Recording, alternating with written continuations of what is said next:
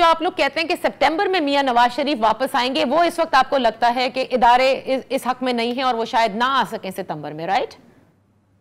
नहीं, मैंने तो इसलिए कहा था कि नवाज शरीफ सितंबर में आ रहे हैं। मौजूदा हालात को देखते हुए नवाज शरीफ अलग थलग पाकिस्तान से रह नहीं सकते। जिसने पाकिस्तान के लिए कुर्बानियां इतनी दी हैं, इतनी अजीतें सही हैं, वो पाकिस्तान को इस हाल में कैसे छोड़ेगा? हाँ, ये बात मैं कहता आ रहा हूँ और कह रहा हूँ दोबारा से भी कि पता चल जाएगा अदारे कितने गैर जानबदार हैं। जो ये बातें कर रहा है, जो इसको नहीं पकड़ा जा रहा, वो तो हमें समझ आ रही है। अच्छा। और जिस बेगुनाह के साथ जो सलूक पहले किया गया है या आइंदा किया जाएगा, वो कौम देख लेगी। तो मगर हमें किसी नतीजे की कोई परवाह नहीं है।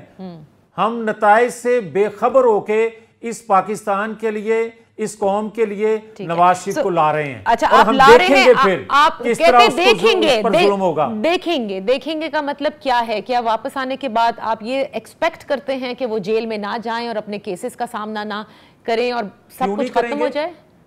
क्यों ना करें, क्यों ना करें कि जब करवाने वाले भी इतराफ कर रहे हैं और जो उसका बेनिफिशरी था इस्तेमाल, वो अपने मुंह से इकरार कर रहा है, क्यों ना ये बात करें हम? इसलिए हम बात करेंगे कि देखें, जुल्म ज्यादती एक हद होती है और वो बंदा पाकिस्तान के मफाद में आज भी जुबान नहीं खोल रहा। हम समझते हैं वक्त की जरूरत है कि अदारों को गैर जानबदार होना पड़ेगा।